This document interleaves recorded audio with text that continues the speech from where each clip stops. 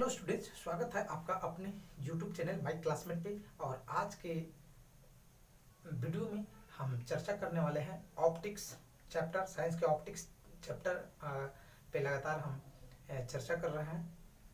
तो उसमें से हम एक पॉइंट पे चर्चा करेंगे प्रतिबिंब पे, कि प्रतिबिंब क्या होता है और प्रतिबिंब कितने प्रकार के होते हैं।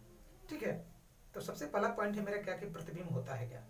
तो जब किसी बिंदु स्रोत से प्रकाश की किरणें, ठीक है, जब किसी बिंदु स्रोत से प्रकाश की किरणें आपतित होती है तो आपतित होने के फलस्वरूप वो किसी ऑब्जेक्ट पे पड़ेगी तो क्या होगी, वो प्रवर्तित होगी या अपवर्तित होगी। ठीक है, तो जब प्रकाश की किरणें प्रवर्तन या अपवर्तन के बाद, ठीक है, प्रवर्तन या अपवर्तन के बाद जिस बिंदु पर मिलती है, ठीक है, जब प्रकाश की किरणें प्रवर्तन या अपवर्तन के बाद जिस बिंदु पे मिलती है या मिलते हुए नजर आती है तो हम उस वस्तु का उस बिंदु पे क्या बोलेंगे, उसका प्रतिबिंब बोलेंगे। ठीक है, प्रतिबिंब बनेगा।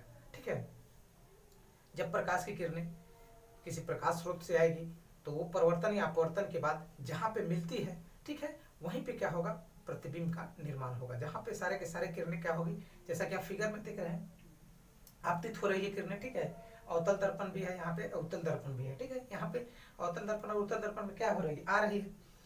तो एक में क्या हो रहा है कि प्रकाश की किरणें आ रही है, प्रवर्तित हो रही है, प्रवर्तित होकर क्या हो रही है, एक पॉइंट पे मिल रही है, ढेर सारी किरणें आ रही है और परिवर्तन होकर एक जगह पे मिल रही है। ठीक है, तो परिवर्तन अपवर्तन के बाद जिस बिंदु पे मिलेगी वहीं पे उसका क्या कहलाएगा, प्रतिबिंब कहलाएगा या प्रतिबिंब बनेगा, ऐसा भी कह सकते हैं।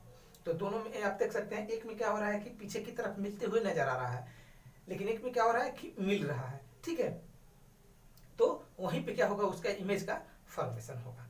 अब आ रही दूसरी बात कि प्रतिबिंब कितने प्रकार के होते हैं। तो प्रतिबिंब क्या होता है, दो तरह के होते हैं, एक होता है काल्पनिक प्रतिबिंब और एक होता है वास्तविक प्रतिबिंब। ठीक है, तो वास्तविक प्रतिबिंब काल्पनिक प्रतिबिंब में अंतर को सबसे पहले दो पॉइंट समझते हैं जो एग्जाम में बहुत पूछता है। तो काल्पनिक प्रतिबिंब को हम पर्दे पे नहीं उतार सकते हैं, लेकिन वास्तविक प्रतिबिंब को हम पर्दे पे उतार सकते हैं। ठीक है, क्यों, जो वास्तविक चीज है वो तो कहीं पे उतर जाएगी, लेकिन जो कल्पना करने वाली है वो क्या है, एक मात्र कल्पनीय है। ठीक है, तो काल्पनिक को हम पर्दे पे नहीं उतारेंगे, वास्तविक को हम पर्दे पे उतार सकते हैं। दूसरा पॉइंट इसमें यह है कि वास्तविक प्रतिबिंब जो है वो हमेशा उल्टा बनेगा। क्या होगा, वास्तविक प्रतिबिंब हमेशा उल्टा बनेगा। ठीक है, और काल्पनिक प्रतिबिंब सीधा, यानी काल्पनिक का रिलेशन चलता है सीधा से और वास्तविक का रिलेशन किससे चलता है, उल्टा से। तो ये बात आपको क्लियर हो जानी चाहिए, वास्तविक उल्टा, काल्पनिक सीधा। उल्टा कहने का मतलब क्या होगा, यदि हम इस चैप्टर में उल्टा की बात कर रहे हैं तो इसका मतलब क्या होगा कि यदि हम इस तरह से भी खड़े हैं तो यदि पैर को ऊपर कर दे और सर को नीचे कर दे तो वो क्या कहलाएगा, उल्टा कहलाएगा। लेकिन एक और होता है उल्टा, पार्श्व उल्टा होता है। ठीक है, क्या होता है, पार्श्व उल्टा। पार्श्व उल्टा क्या होता है कि जब बायां हाथ दाहिने तरफ, दाहिना हाथ बाएं तरफ दिखने लगे, ठीक है, यानी बाएं का दाएं, दाएं का बाएं, तो ये भी एक तरह से उल्टा हो गया, तो इसको हम बोलते हैं पार्श्व उल्टा। लेकिन केवल उल्टा की बात की जाए तो ऊपर का पार्ट नीचे, नीचे का पार्ट ऊपर।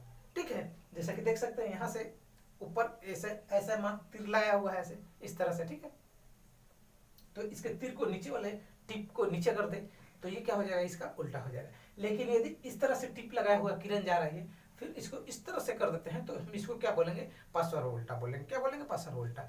तो यहाँ तक आपको क्लियर हो गई होगी कि वास्तविक के साथ उल्टा और काल्पनिक के साथ सीधा। कभी भी एग्जाम में पूछे तो आप यहाँ से पकड़ सकते हैं कि वास्तविक रहेगा तो उल्टा, काल्पनिक रहेगा तो सीधा। अब है कि वास्तविक प्रतिबिंब क्या होता है। ठीक है, वास्तविक प्रतिबिंब क्या होता है, पूछते थे एग्जाम में, वास्तविक प्रतिबिंब क्या होता है या वास्तविक प्रतिबिंब किसमें बनते हैं, काल्पनिक प्रतिबिंब क्या होता है, काल्पनिक प्रतिबिंब किसमें बनते हैं।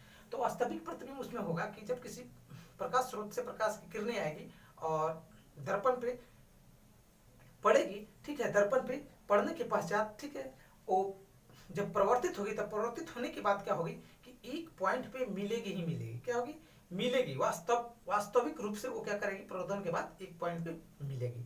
तो जब वास्तविक रूप से एक पॉइंट पे मिलते हुए प्रकाश की किरणें आएगी तो उस पॉइंट पे जो इमेज बनेगा वो क्या होगा, वास्तविक प्रतिबिंब कहलाएगा। क्या कहलाएगा, रियल इमेज कहलाएगा। ठीक है, वास्तविक प्रतिबिंब कहलाएगा। लेकिन यदि उस पे पड़ रही है, दर्पण पे पड़ रही प्रकाश की किरणें, लेकिन परिवर्तित होने के बाद क्या हो, मिलते नजर आ रही है, वास्तविक रूप से वो मिल नहीं रही है परिवर्तन के बाद, लेकिन मिलते नजर आ रही है, तो उस केस में क्या हो जाएगा कि हमारा काल्पनिक प्रतिबिंब बनेगा। क्या बनेगा, काल्पनिक प्रतिबिंब बनेगा। तो आपको क्लियर हो गया होगा। दोनों फिगर आप देख रहे हैं, एक में वास्तविक प्रतिबिंब और एक में काल्पनिक प्रतिबिंब।